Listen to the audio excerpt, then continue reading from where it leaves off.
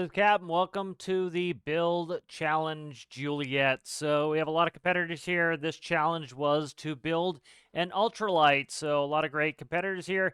It has been a fun challenge to see how everybody approached the ultralight category. So let's go ahead and we'll start by reading the rules. And here are the rules for the Build Challenge Juliette. This challenge is to build an ultralight airplane. I will disqualify anything that is not an airplane. The build size is limited to the spawn at North Meyer Outpost, 71 blocks long by 63 wide by 21 high. No reaction wheels, infinite electric and fuel off, vehicle damage on. No glitches, no pivot, rocket wheel, exhaustion, negative mass, invisible micros, or any other glitches. New build not previously released to the workshop or started prior to the challenge.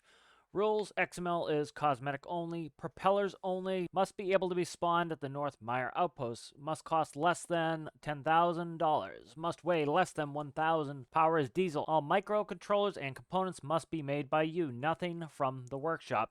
Testing methodology, I will spawn the ultralight at the North Meyer Outpost. I will take off from the spawn. I will fly around for a short period of time testing the airplane. I will land at Benson's gas station, Windcom. Grading, spirit of the challenge, how well does it conform to the spirit of the challenge, 1 to 10. Human factors, how well am I able to interact with it, 1 to 10. Handling, 1 to 10. Aesthetics, 1 to 10. Workshop page, 1 to 10. The winners, there'll be a points winner, captain's favorite, and the community favorite, which will be voted on by you guys.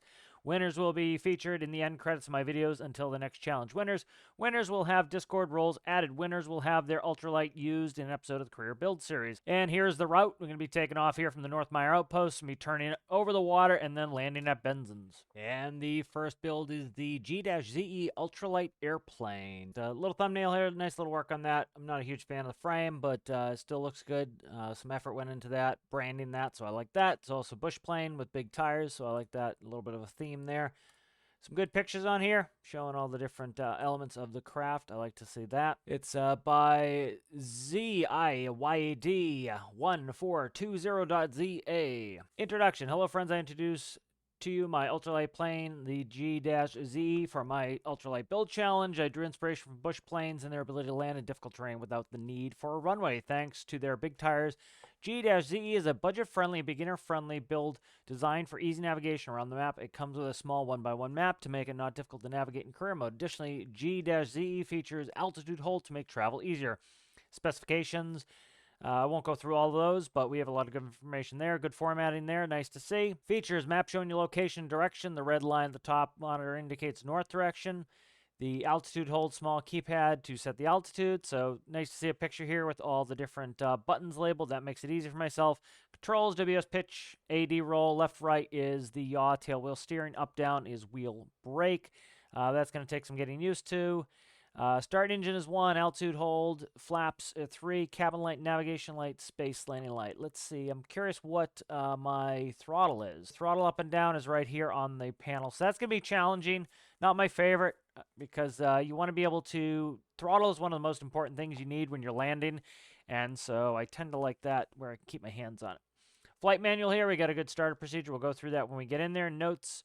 We're not going to use the altitude hold, so we won't worry about that. So let's go ahead and take a look at the build. All right, so start with a walk around of the build. So it's supposed to be a bush plane, so nice big tires on here. A little bit of branding on there, the G-ZE. A little bit of striping on here on the wings. It is a pusher prop on there. A lot of fuel. If I could have redone it, I would have made the challenge have 1 fuel tank. And I would have put a cylinder limit on there, but I did not have that. Not a huge fan of having these rudders hidden like that. Some elevators back there. Yeah, we kind of have the ailerons hidden there. I don't know why, just don't put them in the back. I kind of prefer that, but it's just a preference thing. All right, so let's go ahead and we'll jump in and I'll look at the workshop page. Looks like this one is a standard small engine, not a module engine. So as long as it was diesel, that is okay. All right, so reading the manual here, it says start a filled plane with diesel fuel. I'm not going to bother. This has so much fuel on it. I was going to fill up every plane, but people have gone way overboard with fuel. So we have some of these with insane amounts of fuel. So this has multiple diesel tanks. So I'm just going to go ahead and run with what we have. That should be fine. Set throttle level to 0.10 for the start. Okay, so let's take a look at that. Throttle right there, 0.10. Hopefully this does not shut down when we go idle on the throttle, that is a bad thing. So hopefully it doesn't do that. We'll keep that in mind. Press 3 for flaps. Okay, so let's see. 3 for flaps. Can't really see them. Let's look. Okay, flaps are, that's nice. They're progressive. They're going down. Excellent. There. Hold 1 to start the engine.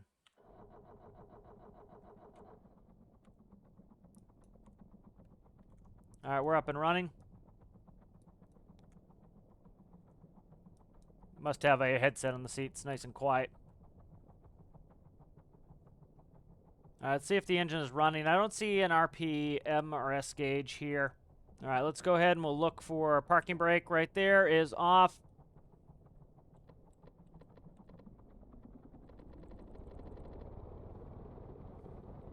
All right.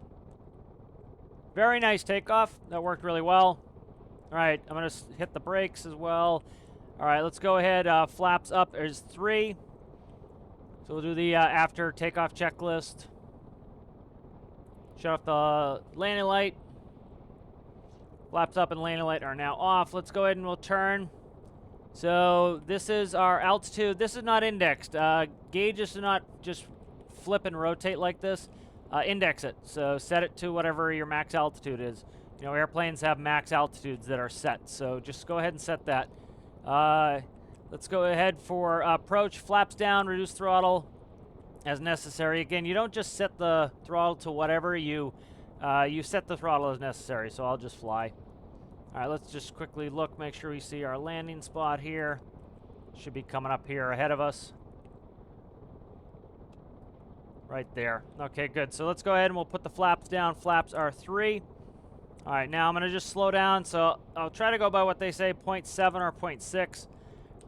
Really, what you do is you're supposed to come in at an approach speed. So that's how you would really come in to land. It says maintain between 80 and 100 knots. Okay, so you would want an approach speed, an actual approach speed. You know, they do get calculated a little bit for when you're, you know, different air densities and things like that, and different altitudes and masses. All right, so I'm not a huge fan of where this throttle is. That's going to be a problem for me. So I'm high, so I'm going to start chopping some throttle, and we'll see. We're going to come in between 80 and 100 knots to land. So let's come up a little bit.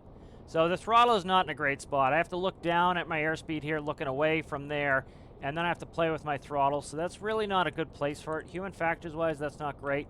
I want to be looking at the landing area the entire time, and I want to be able to easily articulate my throttle. So personally, I like it on up-down. See, like I'm having to look at the ground while I'm doing the throttle. And then see, I have to like look over here to quickly get the throttle off.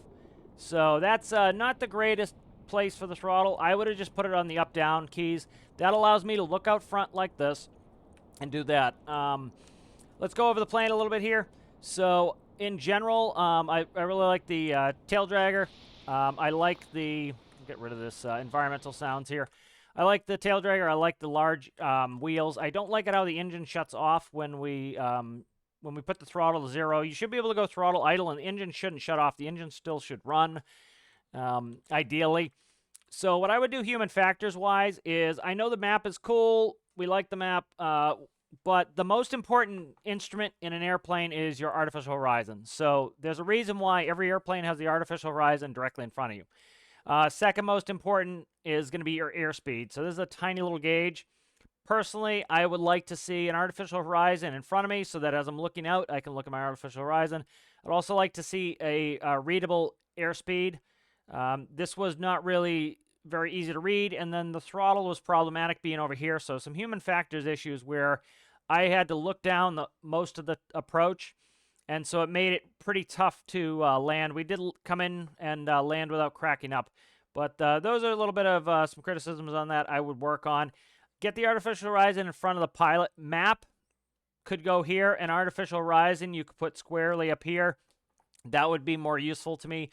And then airspeed's fine, but I would personally like to see the throttle where I can keep my hands on WSAD left, right, because I need to be using all of those controls at the same time.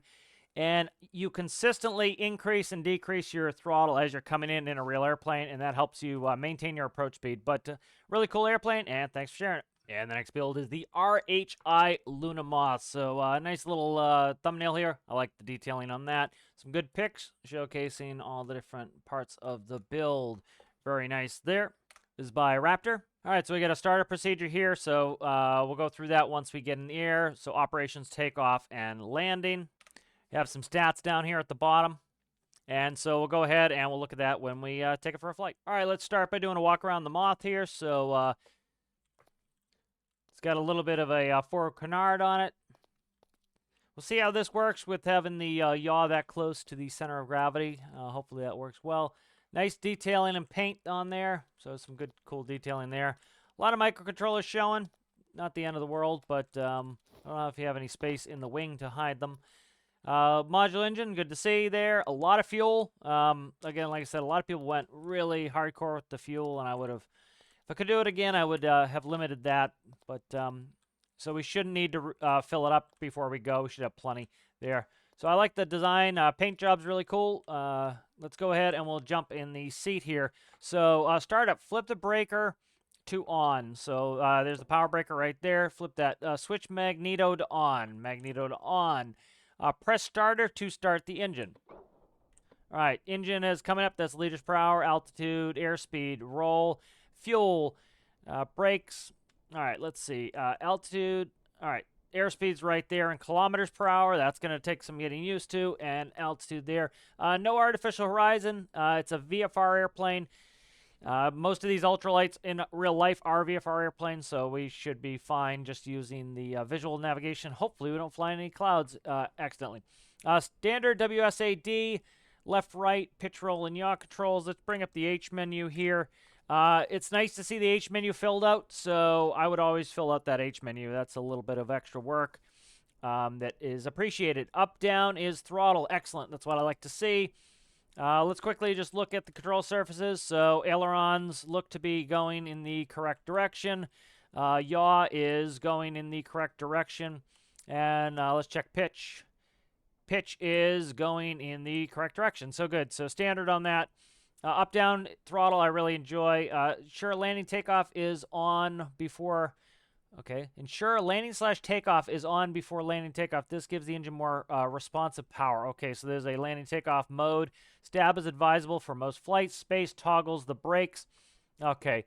Takeoff engine on, stab on, landing takeoff on, brakes off. All right, so let's go ahead and we'll do that. We'll try to do the rest in the air here to save a little bit of time. All right, so we want to do engine on. It's on. Stab on. Let's find that. Where stab is on. Okay.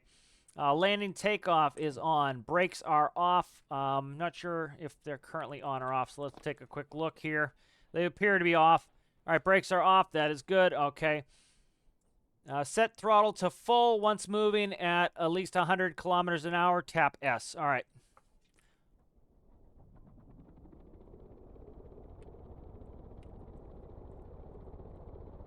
All right, good. So we took off nicely there. All right. So I'm just going to tap the brakes there. Okay, so it is a toggle. That's interesting. Personally, I would make that a press because you don't want to lock that on. All right, so let's see. Landing takeoff, let's take that off and we'll fly a little bit here. All right, so we'll go ahead and we'll take a look for what the landing is. So it says stab on, landing takeoff on, brakes on. Okay, brakes on for takeoff. Interesting. You lock the brakes on. That's pretty interesting. That's like one of the things on a checklist you always make sure you don't have on is the parking brake. So that is interesting to me. You know, I have the throttle on up down, which I much prefer here. So let's go ahead and we'll start decreasing the throttle. We have a visual representation of the throttle. Main thing I care about is the airspeed. So let's go ahead. We'll put landing takeoff back on. It flies very stiff. The gyro is a little bit too much for me, but that's just personal preference. But it flies well. Like my hands are off right now, no problems. Again, this is a VFR airplane, visual flight rules, so we're just looking outside. Let's get slowed down here. 100 kilometers an hour is about 60 miles an hour, so if that is our approach speed, that's not too bad. So it says, you know, you rotate at 100. Again, you should be giving me a landing speed. Every airplane has an approach speed or various approach speeds depending on weight. And so, like, for example, Cessna 172, I still remember that the approach speed is 65 knots from, 20 years ago. So I'm going to just fly it a little bit. I can feel that around 90, it's starting to get a little bit wallowy. So let's get that speed up. All right, so I want to do probably about 100 knots. So the more responsive throttle, I'm not a huge fan of. Like, I'm changing speed way too quickly. I want to be changing speed slowly. I actually want to be able to have really incremental control when you're landing. So it's actually kind of the opposite. I don't want that on when I'm landing. I want incremental control. Like, see, this is letting me kind of do some incremental control. We're going to do a go-around, and we'll come back. All right, I'm going to take off this stabilizer. I really don't want it on. It's doing the exact opposite of what I want an airplane to do when I'm landing.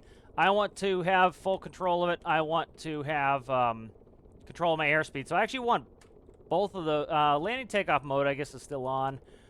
All right, let's try to come back around. Let's see where this notch is. So right after this notch, right about there between these two notches, I can see there. So I can look out my window. In contrast to the last airplane, I can look forward where I'm landing, and I can see out of the corner of my eye my airspeed is going up. So what am I doing? Using the down arrow to tap down my speed. I'm descending really fast, so notice my speed is not coming down, and so I was decreasing the throttle the whole time. I could do that because it was all on my all on my keyboard. I could not do that with the last airplane. All right. So little ground loop there. That was potentially my issue there, not reading the lay of the land here. I'm curious why the brakes would be on when you land, though. That is very interesting to me, why the brakes would be on when you land. I don't know if I'm misunderstanding that procedure or not, because you would want the brakes definitely off.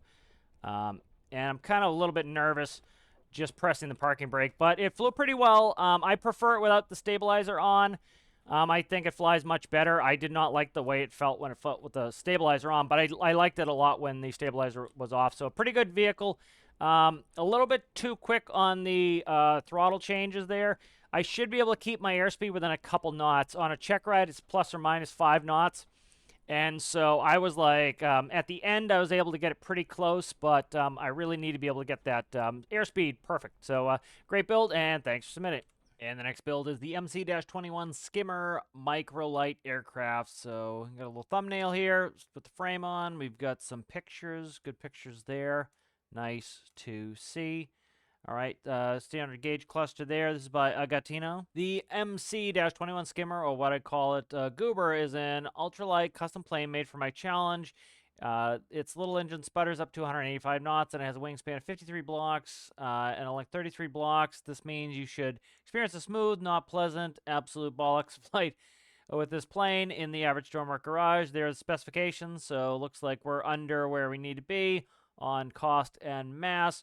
We'll go ahead and we'll do starter procedure there. So let's go ahead and we'll take a look at the build. All right, so let's start with a walk around here. I already looked on this and it has plenty of fuel, so I'm not going to be adding any fuel to this one either. Here we have a little cat there. Modular engine, we are currently sliding away. Let's just keep an eye on that. So a bunch of XML in here, which is allowed as long as it is just cosmetic. Got another pusher. So branding there. All right, overall, I like the look of this, so let's go ahead and we will read the starter procedure. So it says, go to the right side of the engine, should be facing the workbench. Pull the mast switch. This will enable the ECU. So let's go over here. It says, pull the mast switch. This should enable the ECU. All right, so I just respawned this. It says, go to the right side of the engine. This is the right side of the engine. It says, should be facing the workbench. And it is on the left side, so that's not great. That's on the left side there, so let's put that. You might want to fix that. All right, hold the ignition button for around 2 seconds while the engine starts. Let's make sure we don't stand by the prop. All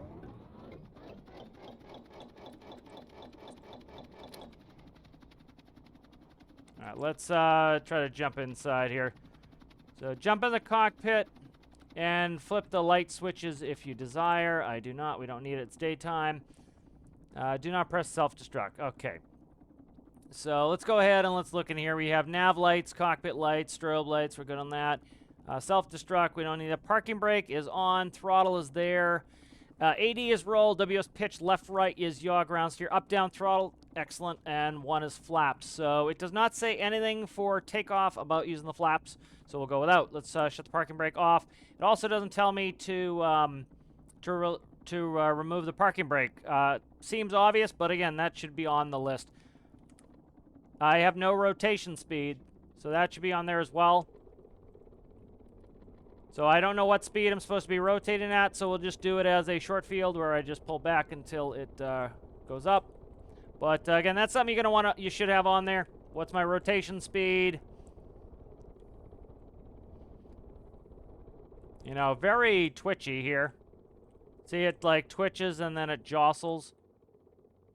Yeah, it's very twitchy there. So it's a little bit nanny on me. Landing, flip the landing light switch. We don't need it. Set throttle. I'll set it to the speed. So I want 95 to 100 knots. After touchdown, throttle. Okay, throttle down and hold S or whatever you use for pitch up until stopped. Okay, let's go ahead. Airspeed's right there. Artificial horizon's right in front of me. That's where I want those gauges to be right in front of me here. So right over there is where we're landing. So we'll go ahead here. It says 95 to 100 knots. So we're going to try to shoot for 95 here. I want the slower end of that. I'm going to start slowing down here. It says nothing about flaps. So that's interesting. It says one's flaps, but doesn't tell me to actuate flaps. So again, I follow the procedures. So the procedures you write, I'll follow. It says nothing about flaps. So I'm going to do nothing. Okay, I'm losing control here. I cannot roll. Okay, I am losing control here. So, all right. So I lost control there. I don't know why. I could not roll at all. So let's make sure I didn't trim anything. I did not. Okay. I'm losing control again. So, again, this is probably an artifact of putting that little bit of wing tilt in there. Completely losing control. So I would rather lose that aesthetic ability and actually have an airplane that I can roll and fly. I am holding the A key on this. Holding the A key. Let's go throttle and try not to stall here. I was still holding the A key, and we have not yet rolled to the left. There we go, finally. All right, so I don't know what the story is here when I completely holding down the A to roll left, and it's not rolling at all. So that is a little bit funky to me. That's not really great. So let's see. I got to find where we're at here to come in. All right, so we're going to have to come back again for another approach. So it said 95 to 100. If I get slower than like about 120, like right now, I'm holding down A again. Holding down A, holding down A, holding down A, and nothing's happening. So, I don't know what the story is with that. So, let's again, this airspeed indicator, why is it rotating all the way around? This airspeed indicator should have a max airspeed on it, and the end of the gauge should be your max allowable airspeed. The bottom of the gauge should be 0. I don't know why people don't index their gauges. It's kind of funky to me. But we're going to try to come in for a landing here. We'll see how we do with... Wow, it's wiggly. Okay, we'll see what I can do. Chopping the throttle, trying not to hit anything. All right, we made it down, but I could not keep this... I could not roll the airplane, which is very unhelpful. I could definitely use some more instruction on there. Like, I don't know. Do you want me to use the flaps? What are your flaps for? You don't tell me to put down the flaps. I'm reading it right now. Nothing about flaps. So why have flaps if you don't instruct me to use them or not? Plane had real control problems as soon as I slowed down, and I was still above the airspeed that you wanted me to land at. I was still, like 120, and I completely lost the ability to roll. So I think that's definitely form over function. Do all this XML work on the wings and everything else to make them look a certain way, put a little bit of bend in the wings, and then it doesn't roll properly. So I would much rather an airplane that flies correctly and doesn't have this extra little bit of looks. And so I definitely prefer the function over form, and this is form over function. So a little bit hairy to fly this. Could use a little bit better instructions on there. But yeah, I don't know what was going on there. I was holding down A the whole time, and we would not roll to the left. So that's definitely a little bit strange. So thanks for a minute, and we'll move on to the next one. Right, the next build is the CCC Challenger 2 Ultralight. So nice little screenshot here with some badging and naming. There's good pictures on here showing different areas and angles of the aircraft. Like to see that. This is by Citrus. Right, the Challenger 2, this is the submission for my challenge Juliette, where we're tasked to make an ultralight. Choose to make an ultralight is kind of based on Challenger 2 ultralight. It had to be cheaper than 10 and weigh less than 1,000 in-game mass.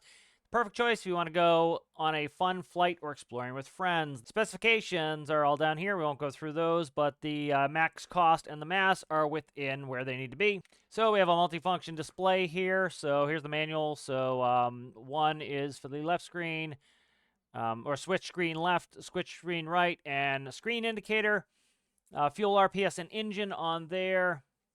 All right, so we're going to keep an eye on our RPS. That's labeled, and throttle is 4. All right, multifunction display manual there. We won't go through all of this. I don't have time for all of that. But how to start. So we have a little diagram here. So we want to go in, flip the battery breaker, run, flip, engine run, push starter, or for crank until it also has a crank. That's cool. Reserve fuel. Hopefully we don't need that. But good pictures here, so it helps me find it. I had some problems with the last build. Told me something was on the right side. It was on the left side. With this build, I can actually look at the picture and see where everything is. All right, so let's take a look at the Challenger Ultralight here. So I like the general design. So it's a fully enclosed cockpit. So there are some ultralights that have fully enclosed cockpits, but it's pretty rare. A little bit more modern, as they now have the materials and the lightness of that. So no visible control surfaces. A little bit of a shimmer there, but again, kind of expect with some of the XML work on there. We have twin props on there. Looks like a modular, which is good. Really like the overall aesthetics and design of this. Some good XML work in there on the tail. Really like the look of this. This looks really cool here. That's kind of interesting for nav lights there. I don't know what is being used there, but that's kind of neat. Transponders. All right. So let's go ahead and we'll follow the manual. So we have a picture manual here, which makes it pretty easy. So let's go ahead and we want to find this breaker here. So flip breaker, it's in the wheel well. This is a little bit peculiar here. All right, there we go. Right there. It's up in the wheel well. All right, so 2, we want to flip the engine run. Okay, so that is on the back on the other side here. So flip engine run. Again, very helpful with the pictures. I had that other build where I had to hunt around for a couple seconds. I actually looked in the schematics. It's nice to see. All right, flip engine to run. Push starter. There's the starter. I don't know what the fascination is with me getting my head cut off here, but that is very much an ultralight thing that you have to actually, like, access the engine sometimes. All right, or crank until the engine's started. So we're started. We're all set to go here. So reserve fuel. You only need reserve fuel if you're too low, so we don't need to worry about that. And we'll go ahead and we can jump in. So let's go ahead. We have a door, it looks like on either side here. Do we have a second seat? We do. We have a little bit of an extended padded seat there. We have a fire extinguisher. Hopefully we won't need that. All right, so we have pictures again. Very nice. Release parking brake is right there, and monitor and backlight. Let's actually turn that on first. Throttle is 3. That's right there. Fuel is there. Keep an eye on that. Fuel, RPS, engine. The one thing I'm really wanting, again, is airspeed. Airspeed's my most important thing. So let's click on some of these buttons here and see if we can get this MFD to change here. So speed, altitude, and heading. All right, so speed, altitude, and heading. We have RPS, engine. So what I care about most is speed.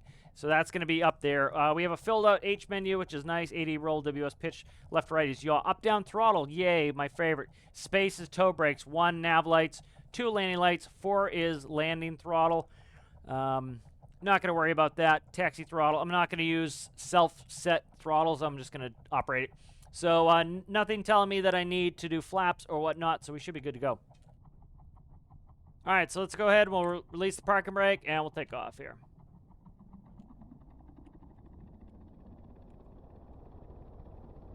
So I'm trying to pull back here as we go. Bingo, and nice. So we're off. Excellent.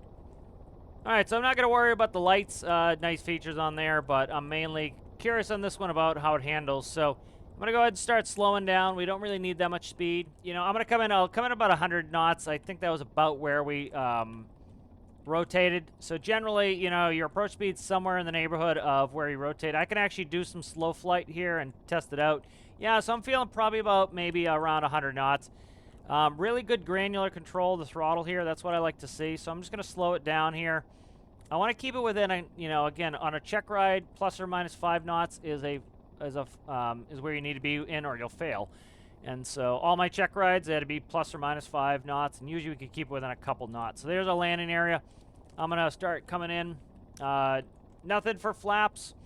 You know, where it says landing throttle, that's not something you ever do IRL. It's all based on speed, because if you have a stronger headwind, you're going to need less throttle. If you have a tailwind, you're going to need more throttle. You know, you just maintain your airspeed. If you have a gust of wind, you're going to have to add some throttle. If the gust drops away, you're going to have to reduce throttle. If you're a little bit high, you have to reduce throttle. If you're a little bit low, you have to increase throttle. So you really don't put, like, set throttle here. You say the speed you want. 100 knots feels good with me. I did, like, 2 seconds of slow flight, but the plane flies really fantastic. Like, you can see I'm not having any issues. 97 knots here. I'm just going to keep it a little bit higher, so I'm going to add a little bit of throttle there. I can visually see that bar graph telling me that I'm speeding up. All right, let's make sure that I don't cause us problems here. There we go. And let's go brakes, brakes, brakes, brakes, brakes, brakes, brakes. Beautiful. So that was probably the best landing I've had there. And I, you know, probably should have gone around, but was able to stick it, no problem there. So the engine did not shut off when I stopped, which is good. And I'm just going to get back on the area here, and we'll go ahead and I will set the parking brake. All right, beautiful. So this flew really, really well. I like the look of this. I think it looks fantastic. It flies fantastic. Again, that's the most important thing to me. I'll take an airplane that flies well over one that looks great, and this one both looks great. Flies great. Really like the MFD. Again, the most important thing to me is my speed and my throttle. I was able to keep my airspeed within a few knots of where it was supposed to be. That was a nice relief after flying a couple that, like, the airspeed was all over the place. So felt in control the entire time, and that was a really nice experience. So thanks for submitting it, and we'll move on to the next one. And the next vehicle is the Lightweight Aircraft Comander. So just a thumbnail here. Again, it's nice to see a good thumbnail with the brand on it and a bunch of pictures. You know, again, you're going against your competitors here, and so they have all these things. It's kind of nice to go with that. You know, the scores are indexed off your competitors. So whoever has the best workshop pages are going to be around a 10. Whoever has the worst workshop page are going to be around a 1. So make sure you're doing some of these things. That will help out a lot on points. This is by MandaVR. This build is made for my challenge, lightweight aircraft. Lightweight aircraft are aircraft that are slow, light, and cheap. Aircraft that do not require any license or age. All right, sounds good. Let's go ahead and take a look at the build. All right, so let's take a look here. We have a very unique design here. So we have 4 wheels, which is unconventional. Big ducted propeller. We'll see how that works. I'm really kind of concerned about hitting the front on the ground, so we will keep that in mind. This is quite a big doggy. So I don't know, it's definitely ultra light, but it is not ultra small. It is kind of a big doggy here. So let's take a walk around it here. A little bit peculiar and strange compared to normal aircraft, but let's go ahead and we'll jump in here.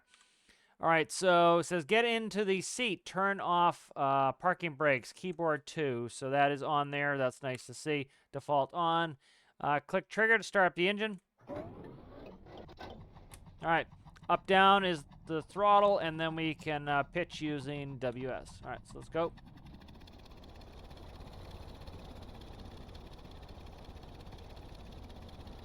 All right, so we are off here. So let's go ahead and see what we have for gauges. Artificial horizon, indicated airspeed in knots. We have altitude in feet.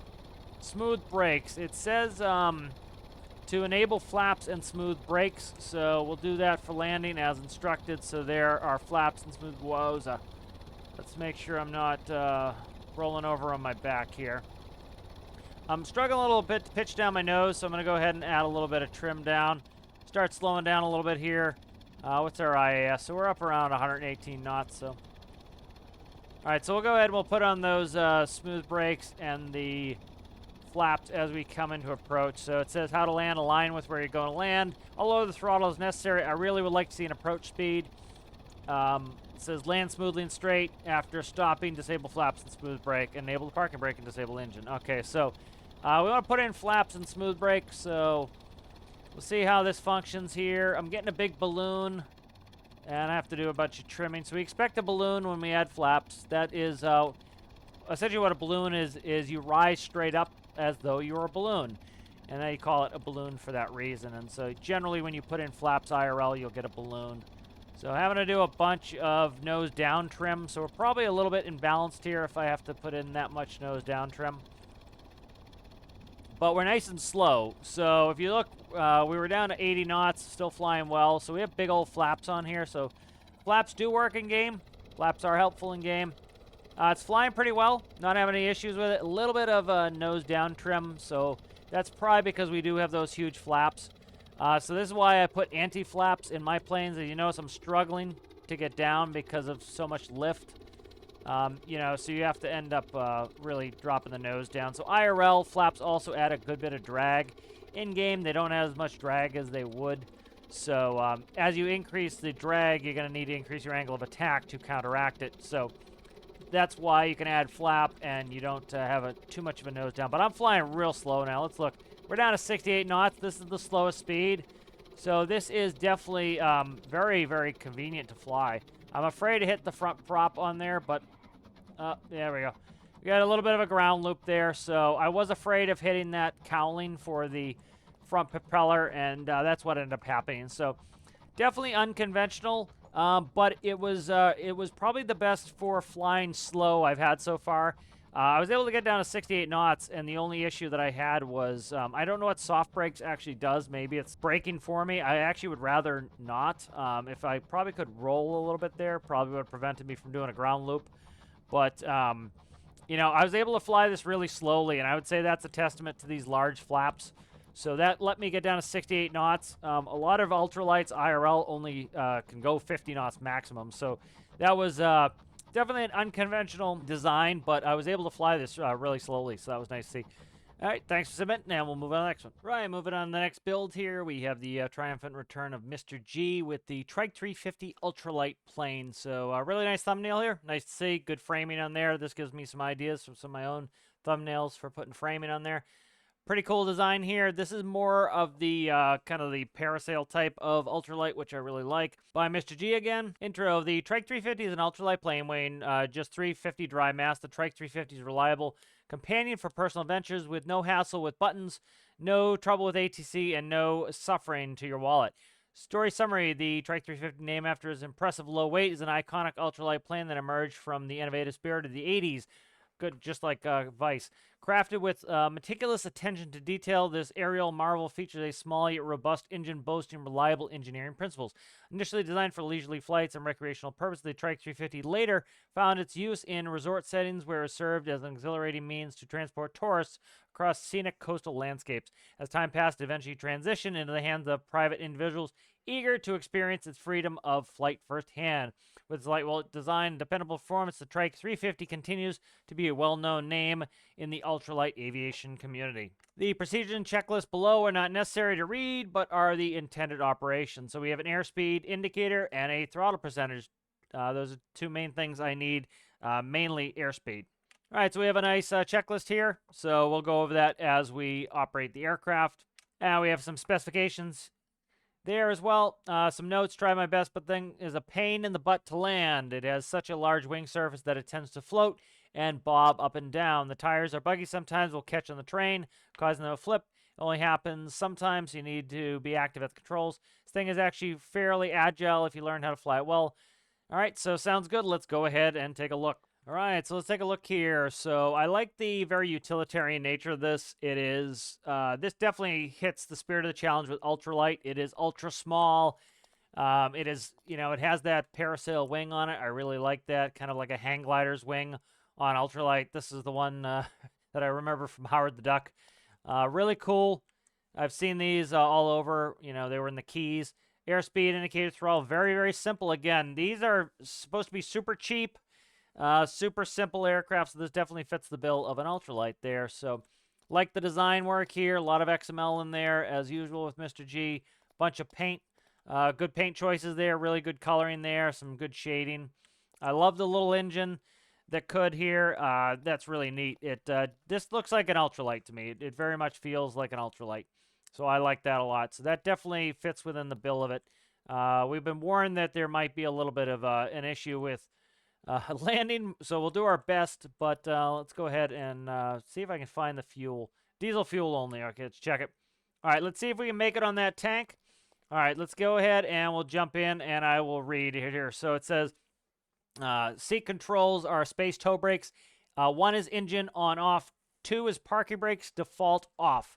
So we will not turn them on. 3 is spotlight, landing light. We don't need that. It is daytime. Before start. All right, so it does say before start, have the fuel tank filled. I haven't been filling any of the tanks. We should be good. I checked it, 8 liters. We should get there. Throttle, ensure fully closed. All right, so let's make sure we look at the H menu. So roll, pitch, yaw, throttle are all standard. Space is tow brakes. Parking brake is 2. So pretty simple there. All right, so throttle and fully enclosed. Engine on-off, press once. So that's 1. Let me see. Belt harness fasten, tow brake. So really good instructions here. Throttle full open, pitch, pull up. All right, so let's go ahead and we'll just take off.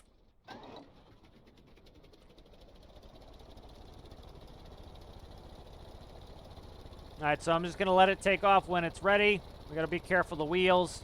Oh, there we go. Perfect. We're up. So not too bad. It was got a little squirrely there as we got some speed, but we're good. So, you know, this is very much a game thing. You know, these airplanes are all super fast. You know, I kind of just write that off as that's a game thing at this point. You know, these ultralights go like 50 knots at most. You know, a lot of people were trying to get them as fast as they could. You don't really need to worry about that with these. You know, but, you know, a lot of these airplanes in-game, you need to get a bunch of speed to get off the ground unless you put in a lot of flaps. So that's something that I don't ding any of them for. That's kind of just a game thing. All right, so let's go ahead, and I'm just going to get ready for landing. So it says the plane is very floaty. Need to point the aircraft down. I'll just fly it. I'll do my best. I'll keep it pretty good. So rotation speed, there it is. He's got them. So he's got them on the reference sheet. I just didn't see that. I would put that in the checklist. It's usually right there on the checklist as well. But there are reference sheets as well. So rotation was 70. And we're going to come in. We'll come in around 60 to 70 knots. So let's slow it down. So I'm going to try to come in right on speed here. I don't need the H menu up at the moment. So I'm not able to pitch up at 70. So let's go ahead. And I'm just going to feel the airplane out. So 80, 90. So probably, I'm thinking about 100 knots. I have full control. Any slower than that, I'm not able to pitch. I'm losing pitch effectiveness. So I will come in here. I'm having no problems controlling this right now. So I'm trying to see on the gauge where I am. Probably right about there is what I want to be on that dash. So I'm going to come in for that dash right there. Right there is where I want my speed. So I'm able to control it probably within 5 knots here. And we're pretty good. So that was actually really good. The ground loop was all due to me. I slammed on the brakes more than I needed to. So the ground loop was all to me. I actually don't have a problem with it, Mr.G. Yeah, Mr.G, I think, seemed a little bit more scared about having the plane be very floaty. If you're coming in at 100 knots, it was not all that floaty with me. I was able to land pretty flat. I didn't have a balloon or a float really all that bad. The only issue I had was I slammed on the brakes too hard. So that was 100% me slamming on the brakes harder than I needed to. So I probably should have let it roll a little bit. But that's the only real issue I had with it. Excellent workshop page as usual. All right, so it looks really great. I love that you went like full send on the ultralight theme, and you made it actually look as much like an ultralight as it could. You know, even went with the propeller as small as possible, so that was pretty cool. That looks like it's definitely XML'd. You know, so it still has the same collision, but it's just a smaller diameter propeller. So definitely looks like an ultralight.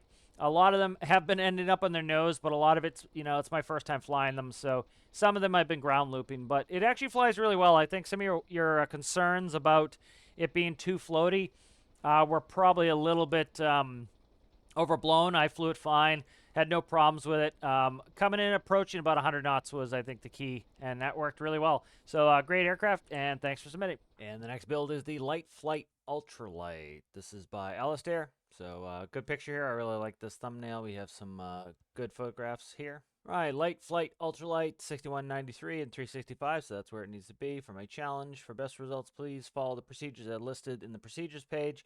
The light flight takes inspiration from a couple vehicles, one being the legendary X-Wing, which is why I have the photo, and number 2 being the CGS Hawk kit plane that was a major reference for the shape in the fuselage.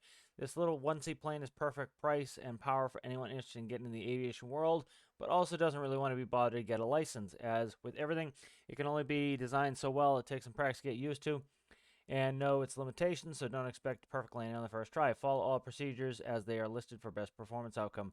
The console and all the controls are set up to be as simple as can be, so you can perform repairs, maintenance with no struggle whatsoever. Before a flight, it's strongly suggested that you fill the tanks to max 31 liters for max airtime and weight distribution. So we have some nice specifications there. We won't go through all that. Basic info: light flight was engineered with pure genius, creating a compact, economical, powerful machine more than capable for filling any task set in front of it, weighing a total of 365 kilograms and costing just over $6,000. The light flight is perfect for everyday civilian use, just trying to get in the air without having the FAA on your back. Really cool picture here. Nice little schematic. Nice to see a picture with all the instrumentation here, so I don't have to hunt for anything. All right, procedures we'll do as we take off. So let's go ahead and take a look at the build. All right, here we are with the light flight. So let's go ahead and take a look. So I like the general design of it. Another enclosed one here. So it has, I saw on the top, it says light flight on top there, so that's pretty cool. A little bit of shimmer here. Not a huge fan of the shimmer for the XML windows there. Let me see. It's interesting right there. All right, we have clear underneath the prop there, so we don't walk into that. That's good to see. All right, so let's go ahead here, and we'll try to get in. All right, so canopy is raised. Not a huge fan of the shimmer. It's kind of distracting. Let's go ahead in here. We'll close the canopy there. Have a bunch of good instructions here, so we'll go through. I'm not going to be fueling it. We'll go ahead and yell clear prop, clear prop. After we do the master breaker there, battery's good. So it's throttle, altitude, full spun is 100 feet. Okay. ASI, that's halfway landing speed. Okay. All right, so good. So let's go ahead and start. All right, so let's see. Taxi, close canopy, landing lights, throttle, parking brake, release. So we need to release the parking brake. So let's look at the H menu here. So we can roll with AD. Those are the correct directions. WS is pitch. All right, rudder is left, right. Throttle's up, down. Space parking brake. Flaps down, up. Only one setting. Okay. Let's see. Takeoff. Set trim. So W to about 25. It says 0.25. I doubt that it's supposed to be that way. It's probably negative 0.25, I would say. Canopy closed, flaps down. All right, so we need the flaps down, so that's in the procedure there. Throttle max, 60 knot rotation. So let's go ahead and take it off.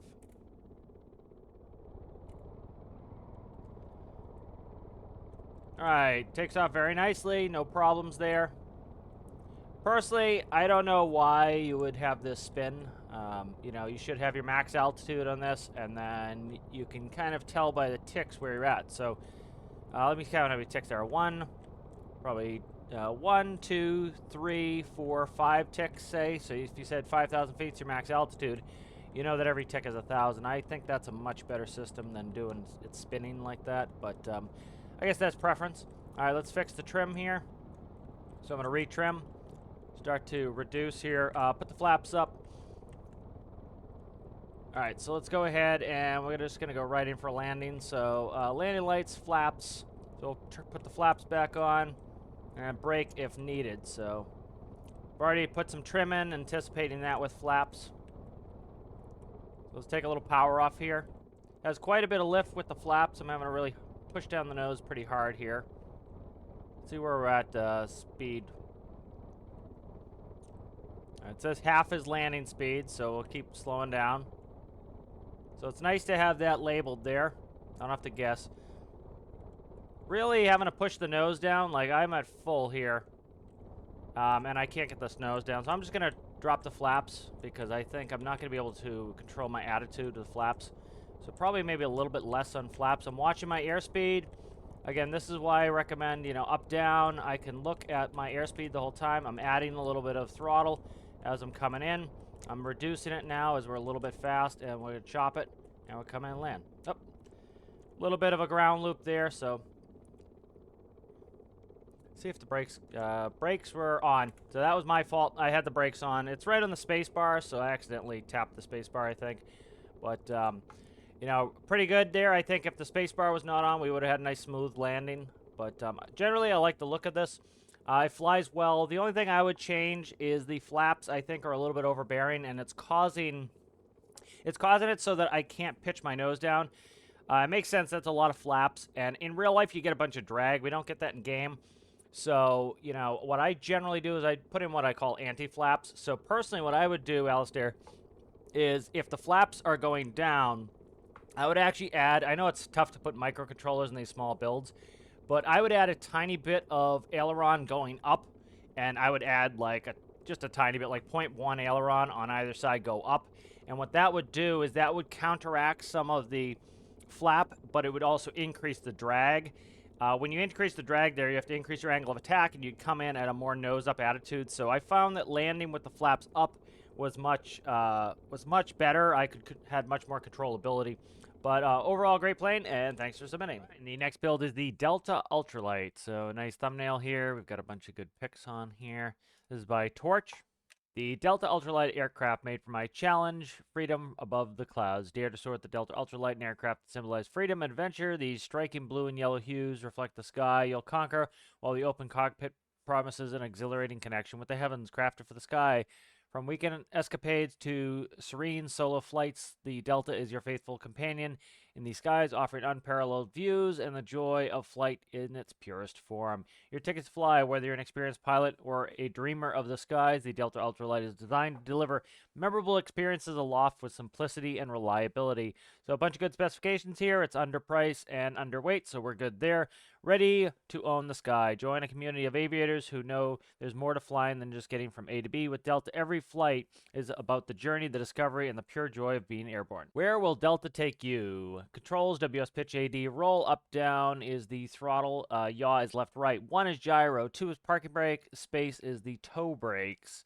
How to operate. Turn on the master switch, start the engine, release the park brake, go fly. Let's go ahead and take a look. All right, so here we are with the Delta, so let's start taking a walk around. So I like the general overall shaping here. Definitely looks like an ultralight. You know, some people went a little bit more enclosed. I'm kind of digging on these open concepts, as that's a little bit more ultralight to me.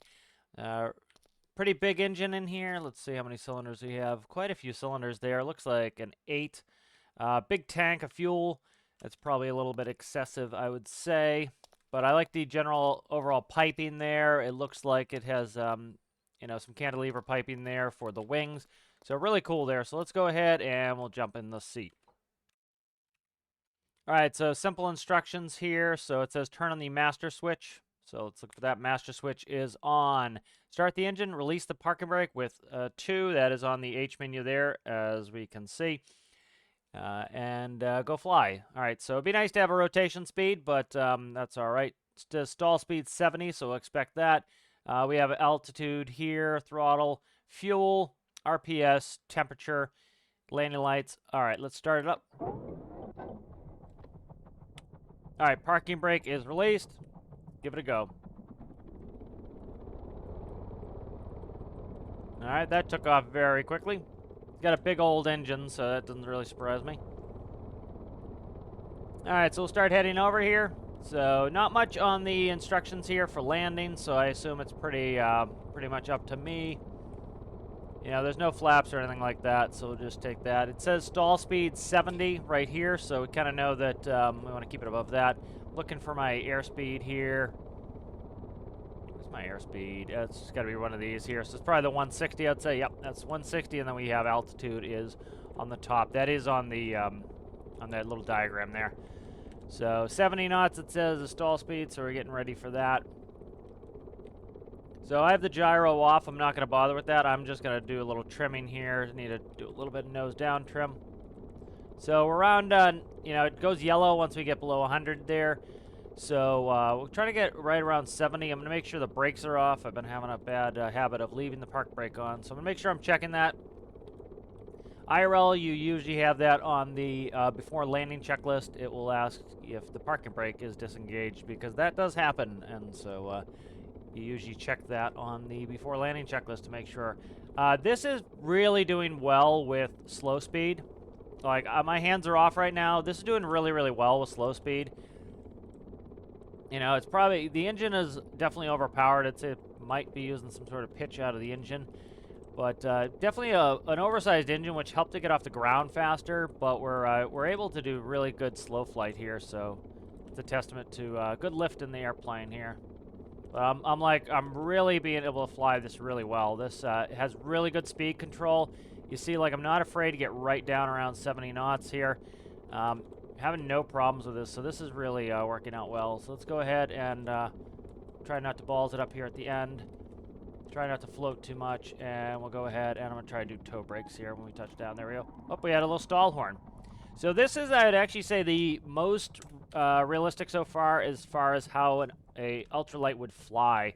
This one really has great slow speed characteristics. I was able to fly pretty slow the whole time. Like, you know, personally, I would even take this plane and I would limit its top speed. I know that's anathema to many in Stormworks, but you know, like, this thing would be great just going like 90 knots max, and it can go, you know, nice 70 knots is pretty good slow speed. So really good work on this. Excellent amount of lift on here, and the flight characteristics were really, really good on this one. So thanks for submitting it, and we'll move on to the next one. And the next build is the Aerolyte X03 Ultralight. So I really like this thumbnail there, cool thumbnail.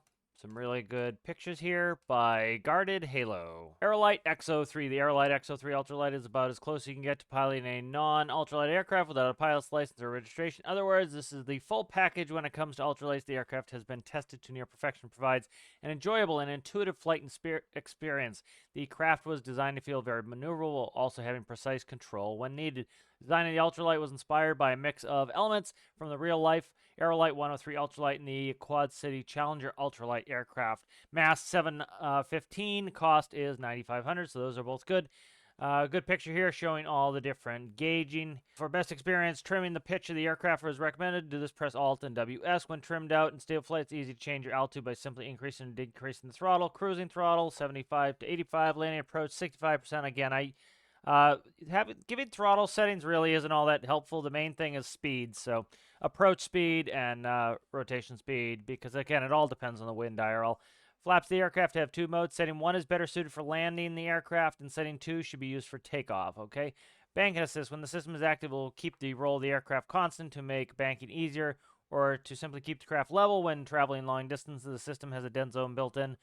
When you let go of the roll control and the craft is level, it maintains 0 tilt. Warning system. When the fuel gets below 10 liters, the low fuel indicator will turn on. A buzzer will beep until either more fuel is added or the acknowledge warning button is pressed. Similarly, parking brake indicator light will turn on when the parking brake is set, and the buzzer will beep if any throttle is applied. So that's a neat feature. I like that. A good diagram showing me where some of the things are that I need. So we have some good engine information here. We have some testing here, so this is kind of neat to show how it was tested.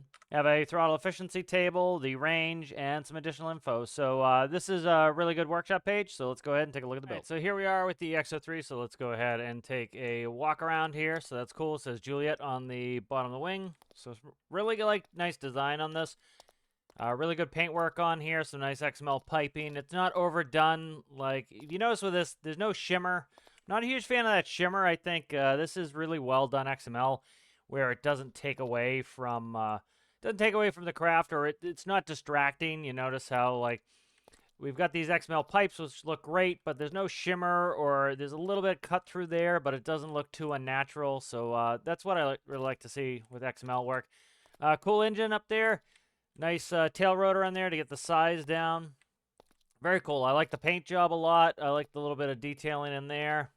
X03. Some big control surfaces, so hopefully that helps with lift. But I really like the overall general design of it. Enclosed canopy here to keep the wind off you. I kind of like the wind on me. Not really. In real life, I hate the wind on me. But let's go ahead and we'll go through the pre-flight. So it says locate and press the cockpit door button. Open the cockpit door. So those are labeled as well. That's let's see, is that clip? Maybe a little bit. Yeah, it barely clips, so that's good. You know, I don't like it when blocks clip through one another, so that was really well done there, where it just barely touches, but it doesn't take you out of the moment. All right, check the fuel gauge in the cockpit to see if the aircraft has enough fuel. Again, we're not going to do that. We can skip to step 4. Enter the cockpit and flip systems power. Okay, so let's sit in the pilot seat, and let's find all these. So these are labeled. You can go through there in the diagram. Did a really good job on the workshop page with that. System power is right there. Easy to find, even if you don't go through all of that. All right, instrument checklist. Position lights, beacon, landing lights, optional alternator, recommended. All right, so let's go through here. So position light, beacon, we'll keep landing off. Alternator is coming to the on position. Nose wheel steering needs to come on. Nose wheel steering is on. Flap setting is going to go to 2, so let's find that. If we look at the H menu, the AD is roll, WS pitch, left, right is yaw, up, down, throttle, like to see it. Space is toe brakes, hold. Flaps are 1. Flaps up is 2. Cut throttle, parking brake, acknowledge warnings. Okay, so here's the flap settings. So we want to press that. It will go to, says 2 for takeoff. That's interesting. Taking off with more flaps than we land. That's usually the opposite way, but it could be for the game. All right, flip the engine on-off switch to start the engine. All right, that started up. Nice. Excellent there. Takeoff. Release the parking brake and taxi. Okay, we're not going to do that. When ready, increase the throttle to full and take off. Recommended rotation speed 65 knots. Again, I keep asking for this, and I'm glad Guarda Halo put a rotation speed. We want to know that. As we climb out, we want to set the flaps to 0. Trim as necessary. Okay, so that sounds good there. So parking brake is 4. That's our parking brake indicator is off there. So flaps are set. We're ready to go.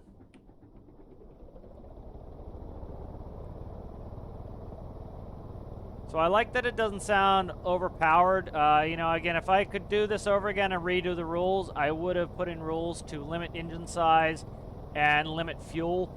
I did not do that. I noticed people were going with massive engines. So this has a smaller engine, had a longer takeoff roll, but I like that. It takes a lot of engineering to get a craft to work with a small engine. I've been doing a lot of that myself, and I really enjoy that. So that's something that's nice to see, is not going overboard with the engine. It looks like maybe a 2-cylinder. Yeah, it looks like a 2-cylinder there. Maybe more, I can't see at the moment. But I like that, you know, they didn't go overboard with the engine. Again, I wish I had put that in as a rule, because that would have been good for the challenge.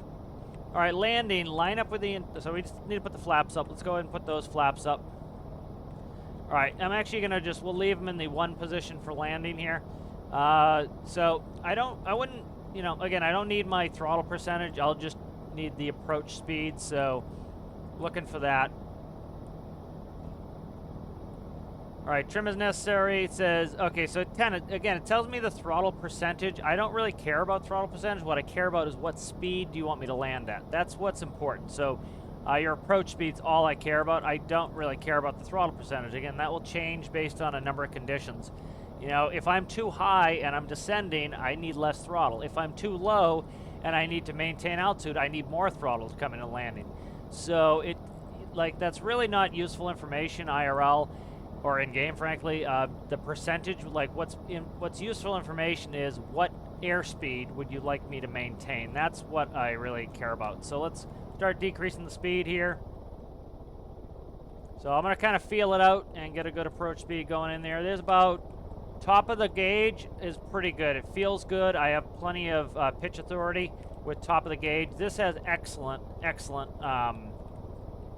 Yeah, this has really good airspeed hold control, so I can really hold my airspeed right where I want it. A little bit of sink there, and beautiful. That was a real beautiful landing. That was gorgeous. That was really, really good. This has excellent low-speed capabilities. I kind of assume that with the large control surfaces. I think the people who use larger control surfaces did themselves a big favor. It adds a lot of lift. Using the smaller control surfaces, I think we're, you know, you're not getting as much lift out of there, so it's not as helpful. But this flew really, really well. No complaints with that at all. We'll just tap the brakes there. Landed beautifully. This was one of the best aircraft to land. I was able to get it down to a nice slow speed. Able to keep my speed within a knot or so of the desired airspeed, which is Very desirable. Again, one thing I would tell everybody is you want an approach speed. Approach speed is what matters. It really doesn't matter, you know, the percentage of your throttle.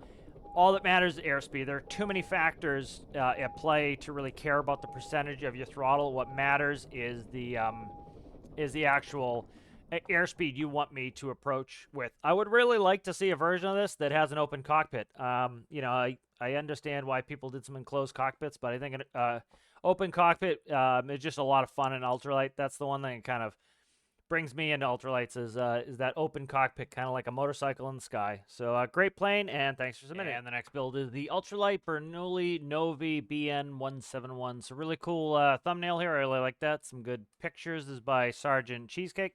Ultralight Bernoulli Novi. Description: the BN-171 is an ultralight aircraft developed by the aerospace company Bernoulli Novi for civilian recreational flying. So the cost and the weight are where they need to be. Controls there, pretty much have the H menu in there. Some specifications: engine, performance, and characteristics. All right, we have a startup procedure. We have taxi, takeoff, and landing. So let's go ahead and we'll take a look at it. So start with a walk around. So I really like the, it's kind of like an old school, almost World War I look with the paint job and the tail dragger on there. Like to see some tail draggers as well as some conventional tricycle. Really cool detailing on the paint here. I like the paint job here. Good colors here. I like its simplicity. I like its kind of bare bones. I really like that a lot. That's what I'm looking for in ultralight. Like, some of them went overboard. Like, part of the whole ultralight thing is it's supposed to be really cheap. You don't need a license, and it's supposed to be inexpensive. So I like that on this. All right, so fuel and battery. Check for sufficient fuel and battery. That's fine. Clear prop, ignition. Use ignition key. Or press 6 to avoid rolling forward if unwanted. Use toe brakes. So 6 is ignition there. Let's go ahead and we'll do that. Takeoff. Flaps set to second or third position, 2 or 3 on the 1 key. Okay, so 1 is flaps deploy. Let's check some of our gauges here. So we have throttle, flap position. Let's just go to flap position 2. It's a 2 or 3. That is good. So we have knots, altitude in feet, throttle percentage, artificial horizon, RPS liters, battery charge. Good. So 80 roll, WS pitch, left, right, yaw, up, down is throttle, toe brake, space, flaps, deploy, and retract, and ignition. So we're all set to go here. So takeoff, it says set flaps second or third position, increase throttle 100%, rotation at 60 knots. Like to see a rotation speed under 50 we can stall. So that's good. Let's go ahead and we'll release the brakes and we'll head off.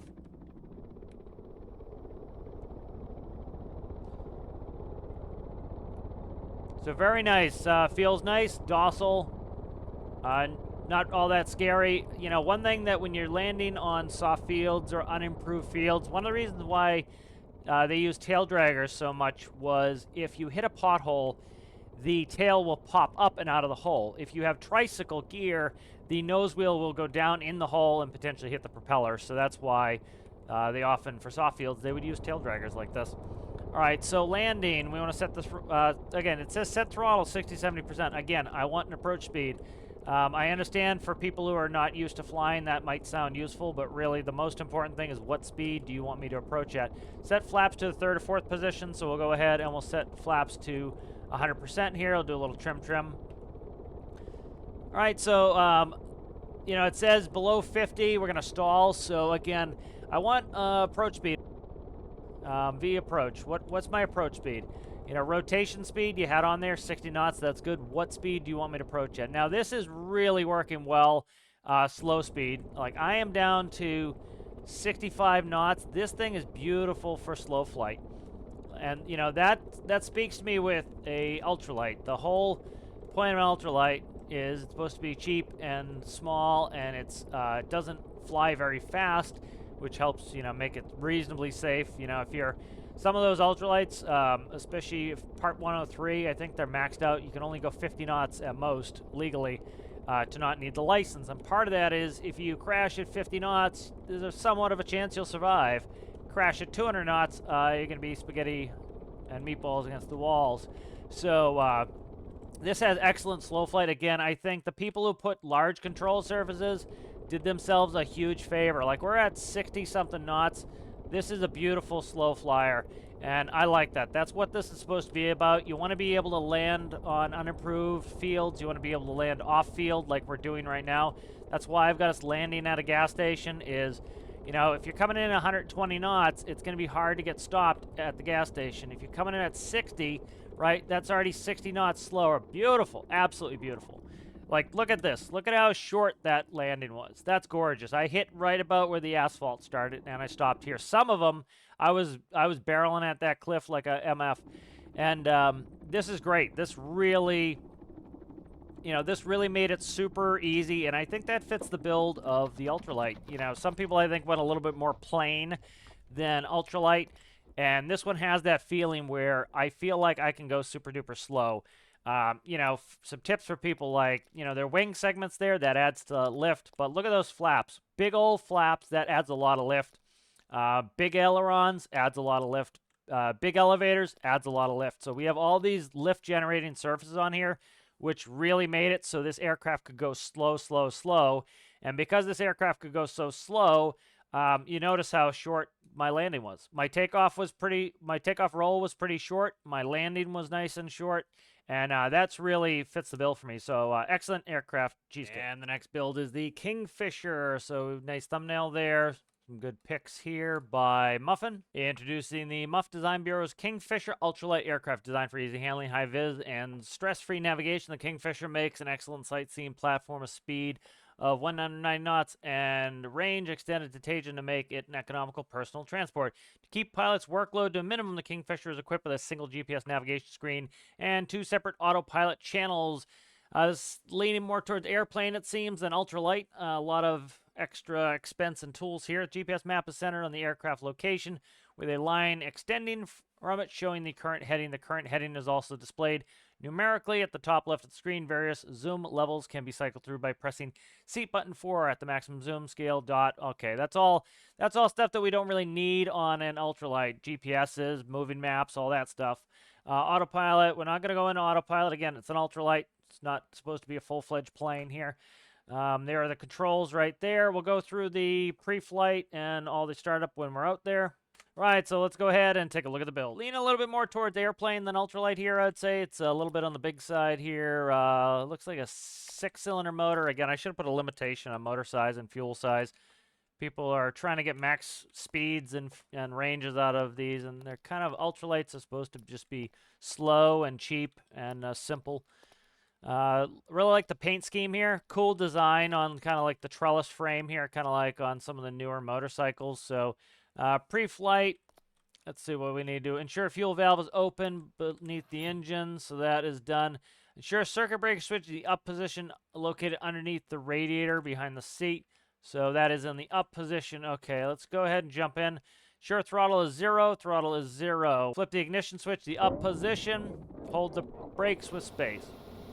All right, taxi, exterior lights on, enabled nose wheel steering. Okay. Press seats button 6 to toggle off the parking brake. All right, park brake is on. We'll toggle it off when we're ready to go. Left, right arrows controls the nose wheel. Let's see. Takeoff, line up, throttle down. Takeoff, line up on runway, throttle down to minimum. Hold the brakes, disable nose wheel steering. Throttle up and hold S. Okay, so it's kind of like a soft field takeoff procedure. All right, so we can do that. So I'm just going to static take off from here. So we'll release the park brake, and we'll head out of here. I'm going to leave nose wheel steering on. Yeah, definitely, I would say overpowered on the engine. You know, it was within the rules, but I should have put a limitation on that, you know. You're going, you know, people were starting to aim for max speed, and I realized that, you know, I should have put a limitation on there. It's, you know, I know a lot of people just love speed, but that's really not what an ultralight's about. It's actually about the exact opposite of that, you know. You're not going to be going 150 knots in an open cockpit like this. You're gonna want, you know, you're going to want to be going slow. You know, I should have put a limitation on that, but I did not. So let's go ahead and we'll check the landing. Nose wheel steering is off. We'll follow the procedure. Landing lights on. RPS, again, tell me the RPS. I don't really care about the RPS. What I care about is the speed, which Muffin has added on 6. So that tells me maintaining 85 to 95 knots. So that's all that's really important to me. All I really care about is the, you know, I just care about the approach speed. I don't really care about what the throttle setting is. Again, that's going to change with so many different conditions. You know, am I descending? I need less throttle. Am I climbing? Need more throttle. Am I, you know, do I have a headwind? Less throttle. Do I have a tailwind? More throttle. That's what I care about, is what speed, because like I'm literally just looking at the airspeed gauge here. So right about just south of that notch tells me 95, so right there, that's all I care about. I do not care about the throttle. I'll tell you every time I touch the throttle. Okay? We're right on the money there. I'm lifting up my nose, so I know I need to add throttle. Right? Throttle. Throttle. Throttle. Throttle. Throttle. See, this is how much... Take down the throttle, take down the throttle. This is how much I actuate the throttle IRL, because I'm trying to maintain that speed the whole time. All right, we overshot there. Let's go ahead and we'll go around. But definitely way overpowered. I'd like to see, you know, I'm leaning more towards the ultralights that, you know, kind of took that to heart, that this isn't supposed to be a big, powerful airplane. It's supposed to be an ultralight. You know, again, I didn't put a limitation in there. I probably should have, but... you know, it revs up really, really fast here, so it does maintain speed well. I can hold it pretty close to where I need to be. Actually, I can get a little bit slower. Like right about there is probably pretty good. Like I'm using the needle on that airspeed gauge to kind of get me where I need to be. And that's how you want to do it. You know, again, I've said it many times now, I don't care what the throttle position is. That's irrelevant. What's relevant to me is the airspeed indicator, and I'm watching that airspeed indicator as I'm approaching here. And we're coming in, we're good here, and that's all I care about is the airspeed indicator. So we're gonna keep coming down, come down, come down, come down. There we go. Really nice landing there. I'm gonna just gently tap the brakes. Yep, so took a second approach. I had to go around because I was going a little bit too fast there, but flies really well. You know, it's still an ultralight, still fits within, you know, the rules of the challenge, but you know, I'm kind of leaning more towards the ones that took the small engines to heart. A little bit excessive on like maps and stuff like that. I get it, but again, it's an ultralight. Like most general aviation airplanes don't have autopilots. You know, ultralights definitely don't have autopilots. You know, but really cool aircraft. I really enjoyed it. Flies well, and thanks for submitting. And the next build is the Fun and Sun Ultralight. So nice little thumbnail here again with that vehicle frame. I'm not a big fan of that. A couple pictures here, a little bit shorter than that. Suntan is the author. And easy to fly and tough plane used for exploration of the map. Surprisingly tough, and even on a full throttle dump survived the crash. However, if the craft turtles, it might need another vehicle to turn it over. Made for my challenge. AD ailerons, WS elevator, pitch, arrow keys up, apply. Arrow keys up, apply brakes. Down releases the brakes. Arrow keys left, right, rudder, front steer wheel. Throttle is 1 and 2. So. I'm going to have to get used to that. That's not my favorite control scheme, but we should be able to manage. A little bit basic on the workshop page, so let's go ahead and take a look at the build. So this definitely hits that ultralight note. It's simple. It has it's kind of basic, and that's what I like to see here. So we have some diesel tanks here, exposed motor. Let's see, looks like a 2-cylinder. So again, that's what I'm kind of looking for with these ultralights, is not to be full-fledged airplanes, but kind of more an ultralight. You know, and so really basic workshop page. Pretty good paint job here. Again, things have to be a little bit taller than they probably should be in game because, you know, we have a limited size of prop. But, you know, people worked around that pretty well. Let's go ahead and jump in here. It doesn't really tell me anything for instructions, so I'm going to have to kind of just wing it. So throttle is starting there. I can't go down. I can go down. Okay, hopefully I don't kill the throttle here when I start up. Let's check that H menu. Throttle up, down is 1, 2. 4 is parking brake. Can't tell if it's on or not, so I just pressed 4. Let's give it a look. So I want to make sure I don't accidentally put the brake on. So brake is true now. Let's go ahead and shut it back off. All right, so start it off. Let's start the engine. All right, and hopefully we can just take off here. So temp, speed, meters per second, altitude. Doesn't tell me what speed it wants me to go at, so I'm just going to have to do the... Oh, okay. So the throttle is backwards, it appears, to what I would generally do. Throttle 2 is up, so that's interesting. So just going to do a soft field takeoff. I'm going to pull back on the elevator, and when it takes off, it takes off. Right, so this definitely fits the bill of an ultralight. You know, you look at it as a small motor.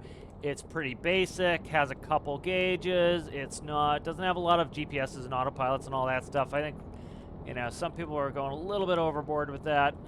You know, some of the modern ultralights do have all that nonsense now because it's become so cheap to put in. You know, like you could have a little a notepad with some small, you know, with GPS. You can even bring your phone with you with GPS. So, you know, generally you'd have to just do VFR flight rules, but now kind of the ubiquity, all that stuff allows you to do it. So I'm gonna just do a little trim here, kind of expecting. Whoa, whoa, whoa, whoa, whoa! All right, the control scheme is bugging me here because usually up down for me is throttle. I'm having to do 1 and 2, and 1 and 2 is kind of backwards for me too. So going pretty fast. I'm trying to get this slowed down, and I can't really get as slow as I would like. You know, like right now we're at about 120 knots. That's fast. That's like max speed for like a Cessna 172.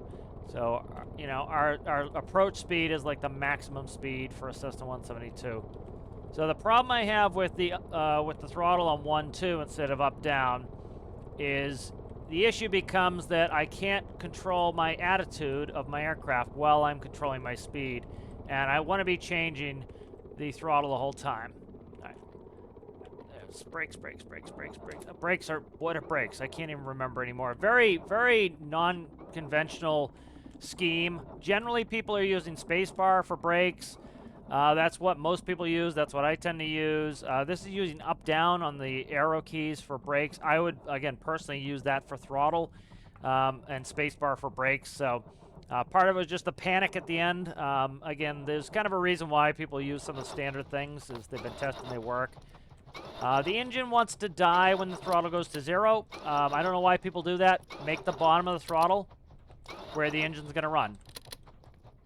So if that's where the engine still runs, it does at 0.11. Why make the engine so it goes to 0? I don't know why you do that. But definitely fits the bill of an ultralight. It flew all right. It had some issues. It did not like to go slow. So that's kind of problematic. If we look here, we don't have, I don't know if these are wing segments at all. They are wing segments, but we have very small control surfaces for ailerons. I'm not a huge fan of the clipping through there. But we have very small surfaces for ailerons. You notice the planes that flew really, really well at slow speed had big control surfaces.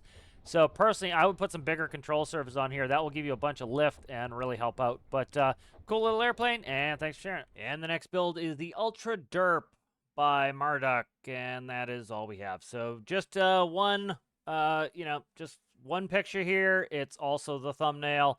And literally pretty much nothing here. Again, you're being judged against your competitors here. The workshop is worth a full 10 points. You know, some people will lose out in the points section just because their workshop is not as good as some of the other ones. This one is definitely on the low end of the workshop. So if you want to gain some extra points to try to win points in these challenges, good workshop page goes a long way. Take a little walk around here. So twin engine, that's interesting. That's definitely getting away from ultralights and expense. You know, there are some twin engine ultralights, but again, that's a big part of it is you're trying to get away from expense.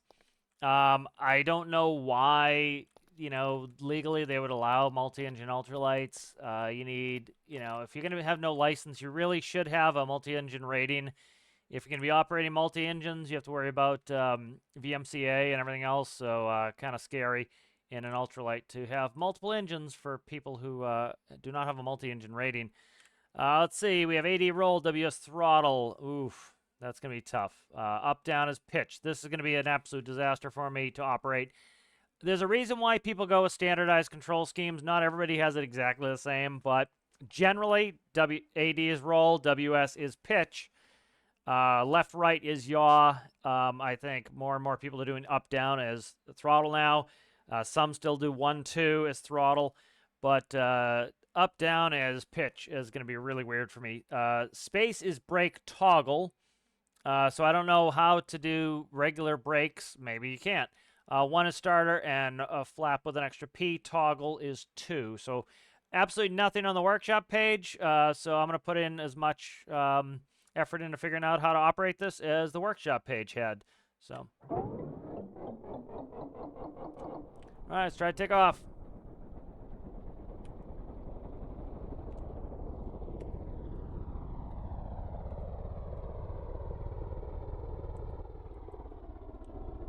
Okay, there we go. Let's try it again. So, let's quickly look at the seat. WS, let's see if WS is sticky or not. WS is sticky, all right. So let's see what we can do here. It felt almost like when I let go of W that the throttle stopped, but we'll see. So again, no instructions. So again, I'm going to put in as much effort as was put into the instructions I was given. So we have fuel, altimeter, speed, meters per second, artificial horizon.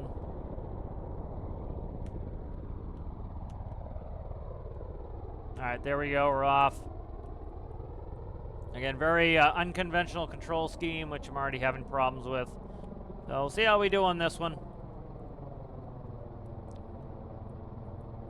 All right, and the, yeah, I'm already getting kind of weirded out by the control scheme here, but we'll do our best.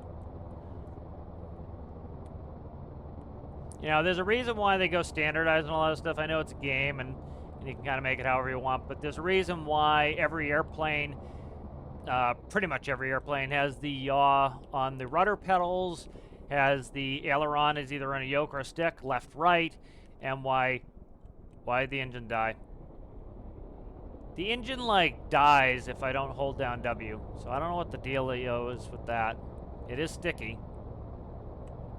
So I don't know what the dealio is with that, but there's a reason why airplanes IRL have pretty much standardized controls. You can jump in an Airbus, they're the same. You can jump in a Cessna, they're the same. You can jump in a Boeing, they're the same. You can jump in an Embraer, they're the same. You know, you can jump in a Gulfstream, and they're the same. There's a reason why they went standardized, you know, is, and so kind of using the standardized controls is always a good idea in-game as well. All right, so it looks like you don't have a clamp on your throttle, so it ends up killing the throttle whenever I try to go down, which is not all that great. So I can't really look down at my airspeed here. This is a handful to fly, so. Up, and we're gonna go as soon as I get in a situation where I'm losing the picture here because the controls are so non-conventional. And the throttle just kills itself, so that's interesting. All right, yep, we're having problems here. So a lot of this is potentially me hitting the S key, trying to panic and pitch up. So again, there's a reason why aircraft went with conventional schemes, why they have yoke or side sticks or center sticks, and pulling back always pitches the nose up, pushing forward always pitches the nose down. You know, left and right on the stick always rolls left, right, you know. That's why they did that, was standardized. The rudder pedals always do yaw, you know. That's why they did that. So, like, I'm just so confused with this control scheme. So, you know, interesting aircraft. Workshop page was completely lacking, no instruction whatsoever. So we'll move on to the next one. Right, and so the next aircraft is the Waals 500 mass Ultralight. So nice thumbnail there. We have a couple good pictures by Phil. A lightweight airplane with bush plane traits that can steer and reverse on the ground. We have some stats there. We have under the 10,000 cost, and the mass is also under where it needed to be. Flip the electric circuit breaker and flip the switch to start. Engine RPS stays approximately constant while the propeller blade pitch is being used to control the aircraft's velocity. So kind of somewhat constant speed propeller, but not really, because IRL you'd control manifold pressure and the pitch of the propeller. If the airframe experiences trembles, reduce speed. Only quick start, positive propeller blade pitch before engine start while pitching up with the control surfaces. Don't land with the wheel brakes toggled, and only engage variable brakes when the propeller blade pitch is neutral. All right, takeoff speed / pitch is 80 knots, so 80 knot rotation. Stall speed 70 knot. Landing speed is 70 to 100 knots advised.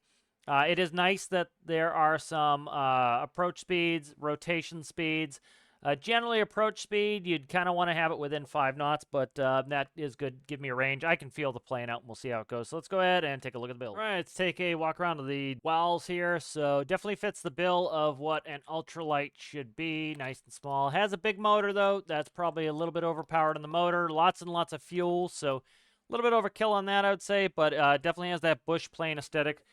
Big tires. It's a tail dragger, also important for improvised fields, unimproved fields there. I like the general look of it. Looks cool. The XML work is done well. It's not, overbearing or overdone. Looks like big struts here on the wheels for a bush plane. So, well done XML on that. It also is nice and simplistic, like a ultralight should be. We have manual start there. I'll quickly go through. It says flip the electric circuit breaker and flip switch to start. So let's see. Electric circuit breaker. Alright, variable brakes. One is push. I'm just going to hold that for right now. So that is my variable brakes. Let's quickly go through AD, roll, WS pitch, left, right, yaw steering, up, down, blade pitch. A pretty conventional system. I like that. Space, reverse only if pitch is 0. Okay. Variable brakes, 1 is push, 3 is wheel steering, wheel brake, 4 is wheel brake, 5 is spotlights, and 6 is instrument backlight. Alright, so let's go ahead and we will take off.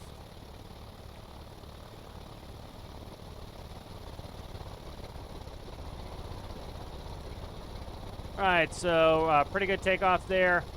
A little bit strange to steer. A lot of these vehicles will have differential braking, but, probably a little bit more practice would be good. So differential braking, for example, you want to turn left. All right, we just decrease the propeller pitch here. It said as if it trembles. Differential braking, essentially, if you want to go left, you brake the left wheel. That will make the right wheel go faster, the left wheel go slower. You'll go around. I'm just going to stop the wheels. That's the first thing you do, IRL, when you get off the ground, is you tap the brakes, because it will vibrate like hell if you have the wheels rotating like that. So you tap the brakes. All right, we start to slow down here. Phil said 70 to 100 for the approach speed, so I'm going to feel it. I'm doing a little slow flight here, so 70, just around 70. I can still do pitch control. I get a little wallowy in my ailerons. So let's try for, I don't know, 75, 80, I'd say, is probably nice and controllable and a good slow speed. So one of the best ways you can figure out like what your approach speed should be is you do some slow flight. You come up here, you essentially try to maintain your altitude and control, and you can very quickly figure it out. Like that's how we do it IRL, is you just do a little slow flight and you can see how the plane's going to behave and feel. And doing it up at altitude gives you the ability to recover. So really good slow flight on this. I'm happy with this. Like, Cheesecake's got down into the 60s. This I'm happy right around 70, 5 knots. Any slower than that, I start getting a little wallowy in my ailerons, but I'm able to really control this. Great work on that, Phil. It flies really well. Let's go ahead and we'll come in for a nice landing here. And 1 for brakes. So again, really good flyer on this. This really fits the bill for an ultralight. A little bit big on the engine, a little bit excessive on, oh, definitely big on the engine. I did not notice that it had a 3rd bank of cylinders. So we're up to 9 cylinders. Again, I talked about this. If I could have gone back and put in a rule, I would have limited it to 3 cylinders. So again, that was not a rule you had to follow, but pretty big on the engine. I would personally, I don't think you need all that. Flies really, really slowly and nicely. This probably doesn't need that big of an engine, but it definitely fits the bill for an ultralight. It has that look. I really like the XML work, Phil. It's not overdone. It's not shimmering. Things aren't clipping.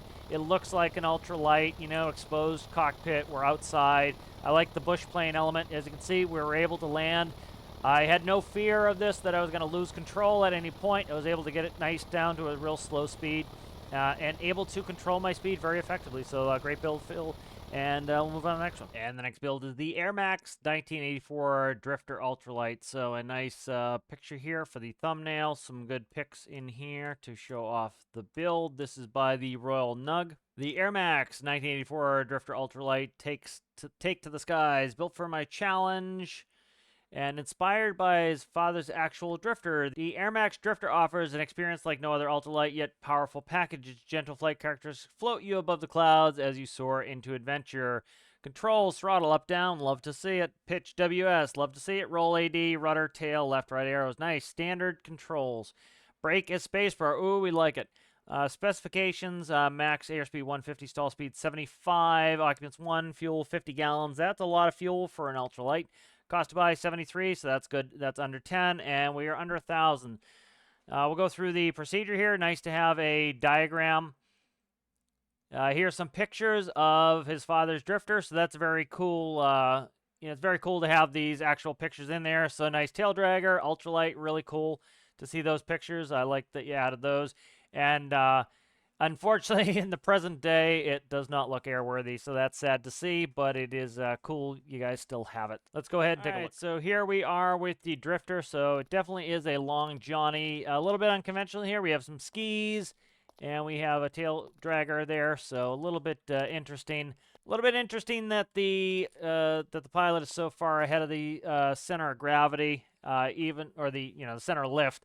That's kind of interesting. I'm looking at the pictures of the real airplane, and I'm kind of surprised that they put the pilot that far forward, especially that far in front of the mains. That's very interesting to me, so there must have been some interesting balancing work done on that, for sure. I like the paint scheme. Paint scheme's pretty cool. I'm looking at the pictures of the real one. It's from the 80s, very much an 80s paint scheme. You can see Vice flying this. All right, so let's go ahead and we'll jump in the seat here, and we'll try to figure out how to operate it here. So we have some instructions here. It has the takeoff operations. Ensure parking brake isn't on. All right, so let's find that. There, we do have a diagram, so I'm just going through. Parking brake on, parking brake off. Okay, flip on the master switch. All right, master switch is on. Press the ignition button. All right, set the throttle to full. Rotate at 80 miles an hour. Reduce engine, set engine idle for landing, hold brakes. Okay, nice. So let's go ahead and we'll take off here. No H menu. It would be nice to see an H menu. So it says 80 knot rotation speed. It is a tail dragger, so I'm waiting for that tail to come up, and tails come up, and just rotate up the tail. All right, very nice. So I love the way it flies. It's flying really well so far. No problems here. You see it's pretty docile.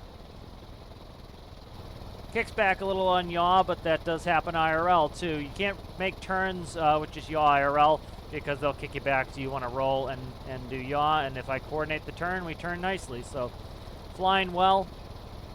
Let's see what these are. Just paint blocks. So we have altitude times 1,000 feet. I know why people are doing spinning altimeters, because the real ones do spinning altimeters, but the real altimeters spin all the way around because there's multiple needles. You'll have multiple needles on there, so the needles rotate at different rates and have different indications, so you can tell. So airspeed there, it's telling me to land. It does not have an approach speed, but we'll probably come in around our rotation speed, around 80. We'll try that. I'll do a little bit of slow flight, see how it handles slow flight. So let's see, where's our airspeed? Airspeed's right there. So 70, 75, low 70s. I have a little stall right there. 80s, I'm still not able to control my pitch effectively. Right there around 90 knots, 85 to 90 knots, I'm able to mostly control my pitch, so we'll kind of figure on that. Space is brake, so I assume we're just using that rear brake, that rear wheel as our brake.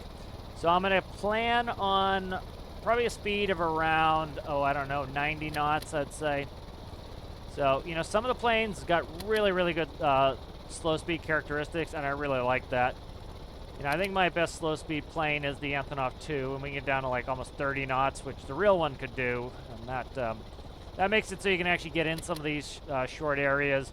That's why I have us land at a gas station. So I'm just kind of keeping an eye on the airspeed there.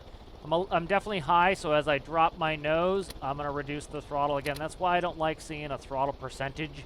For me now, as I'm lifting the nose, I know I need to add some power because I want to be around 90. So I'm actually looking down to maintain airspeed, because that's most important to me. Brakes, brakes, brakes, brakes, brakes, brakes, brakes. And let's turn. All right, beautiful. So this flies really well. I really liked it on the workshop page, seeing the pictures of the real aircraft. I think that's super cool that you're able to make your dad's ultralight. It is a little unconventionally long. You know, that's probably part of the flight mechanics you need to put in there. It'd be kind of cool to see it shortened up a little bit, but really cool airplane. I love the 80s paint scheme. Who doesn't like some 80s paint?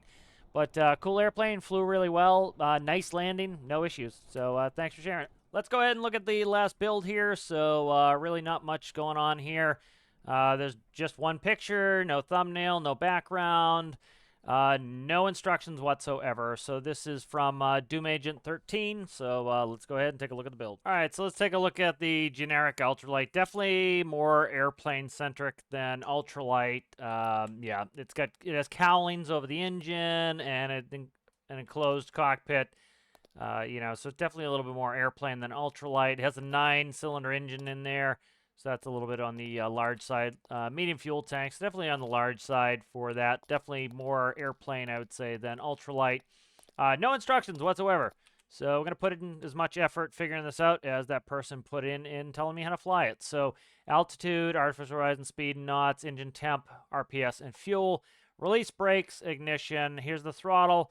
H menu, AD is roll. Let me just double check, make sure everything's good there. AD roll, WS is pitch. Left right is yaw, steering, or end ground steering, as you can see there, and up down is the throttle. So looks pretty standard there. All right, let's go ahead and crank. Release brakes. Okay, the brakes are released. And let's see, where's my RPS? All right, right there. All right, so let's go ahead and we'll take off. Okay. Interesting there. So very wobbly. A lot of pump noise. I don't know what we have a pump for. I don't know what the pump is actually doing here. Maybe it's for cooling. 180 knots. Again, very much of a plane speed, not much of an ultralight speed. That pump is so loud. All right. Let's do a little slow flight, try to figure out an approach speed, seeing that we have no information on the workshop page. So thank you for all that. All right, so able to get pretty slow here. I was able to do all right around 80 knots. So again, it has a big engine, so it makes it harder for me to granularly control the speed because it has an overpowered engine. So try to see if I can hear over that pump, and we'll come in for landing here.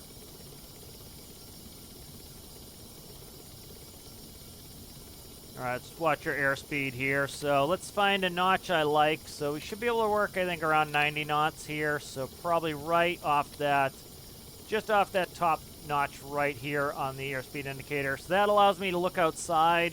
That's why I like, you know, the convenience of some of these gauges. Like, notice as I drop my nose, the airspeed picks up, so I have to reduce throttle. Again, 900th time why I don't care about the percentage of a throttle. That is not how you fly an airplane. You fly an airplane by looking at your airspeed indicator. And like, that needle is right where I want it. As I pitch my nose up, I know I need to add thrust. I need to do a little trim here. So my needle's going up, and we're climbing, so I need to pull the throttle back and pitch the nose down. Pitch the nose down, need to decrease the thrust. As I pitch my nose back up, a little bit of extra thrust. So let's come in here and... Brakes, brakes, brakes, brakes, brakes, brakes, brakes, brakes, brakes, brakes, brakes, brakes, brakes. We'll do a turn so I don't smash them out. All right, so I would say this would be fine for a small general aviation airplane. This is really pushing it for an ultralight. Ultralight isn't just about being light. An ultralight is, you know, it's a whole class of airplane. I didn't go overboard with the rule set. I probably should have a little bit. But this is definitely pushing the boundaries of an ultralight. It has a full cowling around the engine. You know, it has full cockpit around the people. You know, so it's definitely pushing it a little bit on the ultralight. Thanks for submitting the build. And it's now time to announce the point winners. So this was a very close competition. We had a lot of builds within the couple point mark here. And so we actually have a three-way tie for the points winners. So the points winners are going to be Citrus, Mr.G, and Guarded Halo. And so here are your 3 points winners. Again, these are all tied for the most points. Each build, I like Citrus a lot. It's nice and tiny, yet it is still enclosed. A little bit more on the enclosed airplane, had a little bit more features than generally is seen in an ultralight. Flew very, very well. A little bit high in the speed. That kind of, is a little bit challenging to come in and land. Mr.G had a really solid-looking ultralight. It definitely fits the bill very much for an ultralight. It was very basic, bare bones. That's what I like in an ultralight. Again, these are supposed to be very, very cheap. The reason you're buying an ultralight is because it's cheap. You know, you can just go fly around a farm field. You don't need GPSs, moving maps, displays. So Mr.G had 2 gauges on there. Very, very simple. Looks the part. It reminds me of some of the ultralights I've seen. You know, the one from Howard the Duck was very much this parasail type. We had the Ultralight by Guarded Halo. Again, another fully enclosed ultralight, really pushing the bounds of between an ultralight and a real airplane. It flew very, very well. If you look at the differences between Mr.G's, Citrus's, and Guarded Halos, Guarded Halos a little bit on the bigger side, so I kind of like the smaller ones as well. That kind of showed, definitely the ultralight spirit. So congratulations to Citrus, Mr.G, and Guarded Halo. You guys are the joint points winners.